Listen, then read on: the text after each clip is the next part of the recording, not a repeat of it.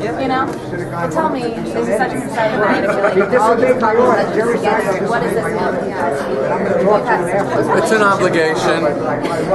We really just have to do it to maintain, you know, relationships and yeah. Well, actually, George and Seinfeld, Carl Reiner, Jimmy have always been very kind to me. When I first came to town, I was a young comedian that just came up at the comedy store, and they ran up to me, oh, we love what you did. And I thought, this is Carl Reiner and some short guy, you know. And then he introduced himself as George, and it really was important to me because it was like a validation, you know. When you come from a little town and you grew up watching the Dick Van Dyke Show and all this kind of stuff, and Carl Reiner wasn't talking about, oh, that's a good kid. He was talking about like another comic.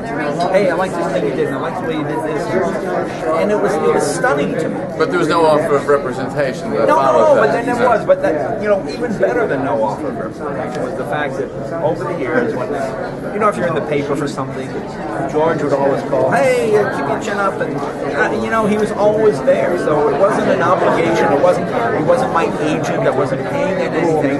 He would just do it because he's a good person, and that always impressed me, and that's why I'm here. That's true.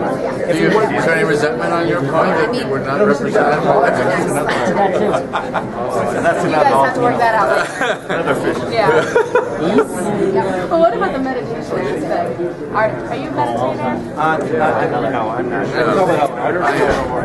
Jerry has it for me.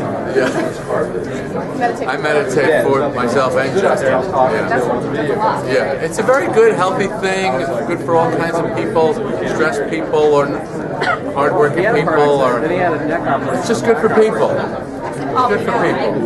Yeah. We did a thing on my show called the Human Fund. George created a fake charity, so the contributions were made in your name with the Human Fund. We go, oh, that's nice. There was no such thing. It was just made up. Well, talk real quick. You know, comedy's changed so much. No, it really hasn't changed at all. Yeah. No. See, the funnier it's not. You know something? If you watch a silent drama from the 20s, it's almost unwatchable. It's interminable. It takes forever to get through the story. But if you watch Buster Keaton, or you watch the fat guy get out of the limo and fall in the mud puddle, you laugh just as much now as they did back then. That's true. So comedy really hasn't changed a whole lot. The basic tenets of comedy pretty much remain the same. What about the language? I heard some guy on your show, a comedian, using language the other night, and I was offended. I was bad on it, and then wherever it says on the ticket, that's where you end up. It's pretty amazing. Yeah. You're crazy. Yeah. So that was really shocking. Yeah, do people ask you how was your flight? Yeah, I don't know why. It's all. Well, how was your flight? Well, actually, I just came from 2 miles away, so really there was no need. Okay, so Is this a real shot? Yeah, this is. I could do this by the phone. You can just take out a phone. okay, but why are you here? Why is it? George is my manager and closest person in show business for over almost 35 years now. I mean, when I met him, I was 26. I'm 58 now, so you know, we spent our whole adult lives together. What about you? Well, I met him 35 years ago too, but I'm 41 now. That's really the difference, just the meditation. Do you two meditate?